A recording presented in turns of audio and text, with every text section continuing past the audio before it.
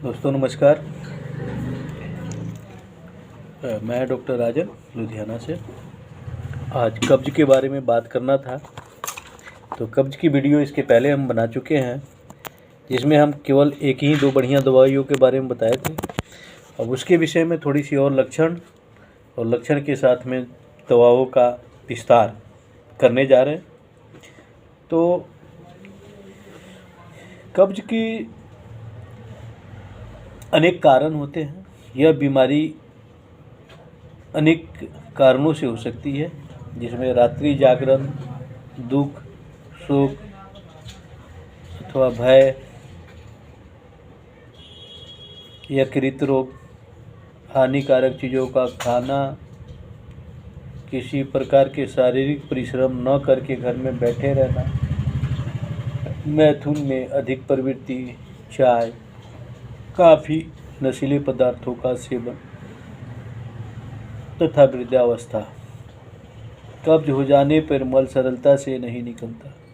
जमा हुआ मल आंतों में सड़ा करता है तथा उसे सड़े हुए मल का सूक्ष्म मांस रक्त तथा मांस में मिल कर उन्हें हानि पहुंचाता है तथा अनेक रोगों का कारण बनता है।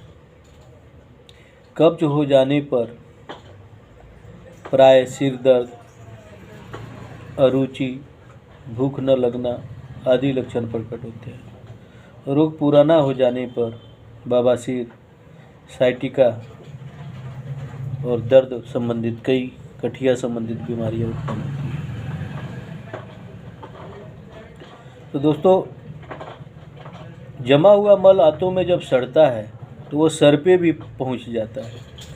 क्यों कि जो आंत में, वही सांस में, वही खून के हर कण कण में और पूरे बॉडी में खून फैलता है और वही सड़े हुए मल का सूक्ष्म मांस रक्त तथा मांस में मिल जाते हैं और उसके बाद कैंसर जैसे घातक रोग भी अपने शरीर में पनपने लगते हैं।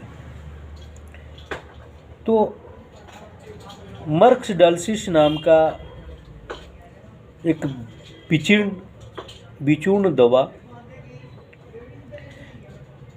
बायोकेमिक मर्क्स डल्सिस 1x पावर, उसके ये लक्षण है कि पैखाना ना आता हो,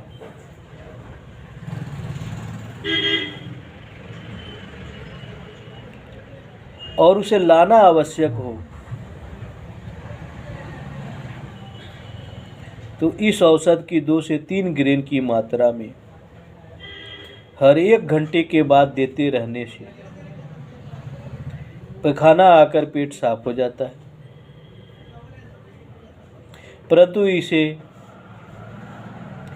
या कोई भी पैखाना लाने वाली हाई पोटेंसी की दवा से परहेज करना चाहिए। यदि आवश्यक हो तो ही इसे देना चाहिए। ब्रानिया 6, सिर दर्द, यकृत में दर्द, शीहरन का अनुभव, बात से उत्पन्न कब्ज, गर्भावस्था एवं गर्मी के दिनों में कब्ज, बच्चों का कब्ज, सूखा बड़ा मल तथा कड़ा लेड़ एवं आंतों का काम न करना। इस औषध की रोगी गर्म प्रकृति का होने के कारण सूर्य की गर्मी को बर्दाश्त नहीं कर पाते। नक्स और ब्रानिया में यह अंतर है कि पखाने की बारंबार हाजत होना नक्स भूमिका का लक्षण है और पखाने की हाजत न होना ब्रानिया का लक्षण है। तो नक्स और ब्रानिया को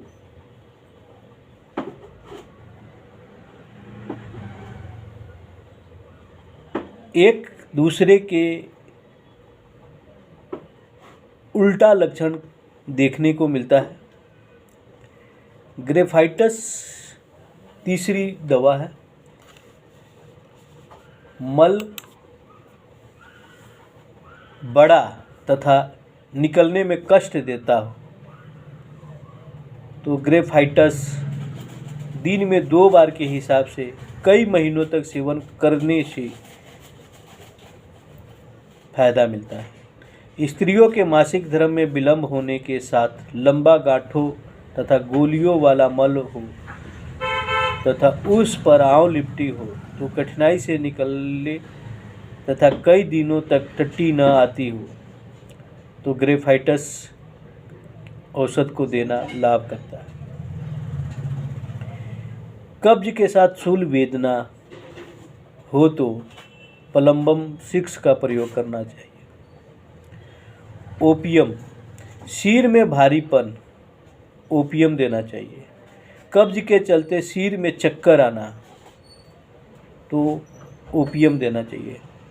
निरंतर तंद्रा या सोते रहने या झपकी लेने में ओपियम। चेहरे का लाल पड़ जाना ओपियम। पेशाब अल्प मात्रा में होना ओपियम। कुछ दिनों तक लगातार कोठा साफ न होना ओपियम। आँखों का शुष्क हो जाना ओपियम। छोटी छोटी कठोर काली तथा कठोर गोलियों की भांति मल निकलना ओपियम। इस औषध के रोगी को हाजत बिल्कुल नहीं होती तथा इसकी रोगी कुछ ऊंचाई का शिकार भी बना रहता है ओपियम। हाइड्रेस्टिक, डॉक्टर ह्यूजेज के मतानुसार कब्ज के लिए यह औषध नक से भी अधिक लाभ करती है। प्रातःकालीन नाश्ते से पूर्व इस औषध के मूल अर्क को 1 बूंद की मात्रा में कई दिनों तक सेवन करते रहने से कब्ज में लाभ होता है। यदि रोगी को केवल कब्ज की ही शिकायत हो तो नक्श भूमिका के अपेक्षा इसे देना अच्छा है। 2x की शक्ति में यह औषध बहुत श्रेष्ठ लाभ करती है। कब्ज तथा दस्त को पर्याय क्रम में भी इसका प्रयोग लाभकारी है। नक्श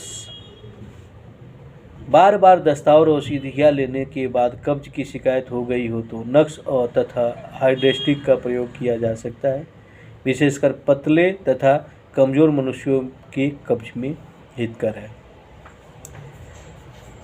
आगे सल्फर की, बार बार टट्टी आना सल्फर, पेट का पूरी तरह साफ न होना सल्फर, गुरुद्वार पे भार सल्फर, गर्मी का अनुभव सल्फर, पुराना कब्ज सल्फर, मल त्याग के कुछ पहले तथा बाद में सिर की ओर गर्मी की लहरों उठती हो सल्फर, बेहोशी के दौरे पड़ते हो सल्फर, 11 बजे लगभग अत्यधिक कमजोरी अनुभव होती है तो सल्फर।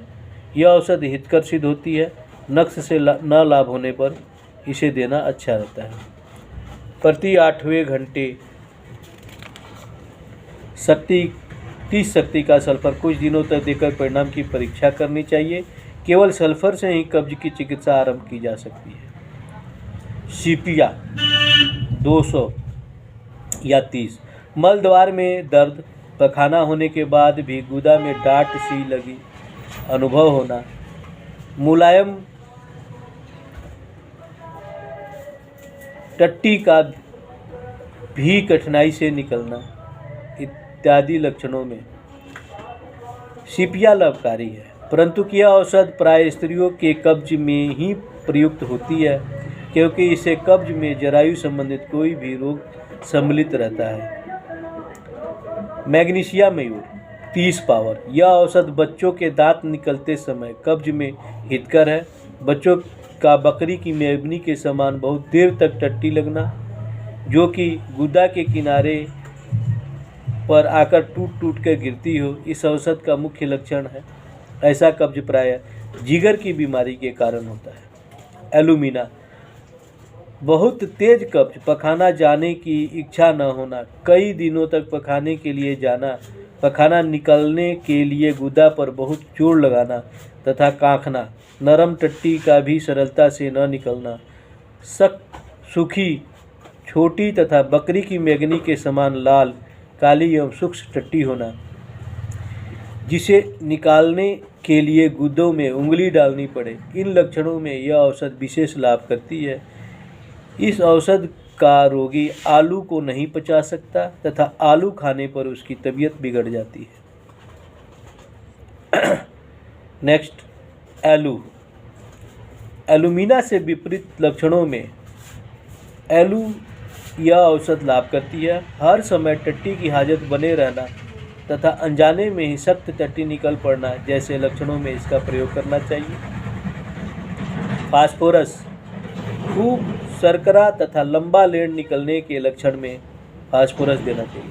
नट्रमिल, यह कब्ज की उत्तम औषधि है। लगातार पकाना लगना परंतु कोठे साफ न होना, बड़ा तथा मोटा लेड, अत्यंत कष्ट से निकलना तथा थोड़ा सा पतला पखाना भी होना, तलपेट में दबाव, सर में भारीपन तथा अरुचि के लक्षणों में हितकर। लाइकोपोडियम, मुंह में पानी भर आना, पखाने की हाजत होते हुए भी पखाना न होना, बड़े कष्ट से सूखा तथा कड़ा मल थोड़ी मात्रा में निकलना, पेट में आवाज़ होना, पेट फूल जाना, पेट में गर्मी का अनुभव, इन लक्षणों में लाइकोपोडियम। एनाकार्डियम, पखाने की हाजत परंतु पखाना निकलने की चेष्टा करते समय निकलना बंद हो जाना, एनाकार्डियम।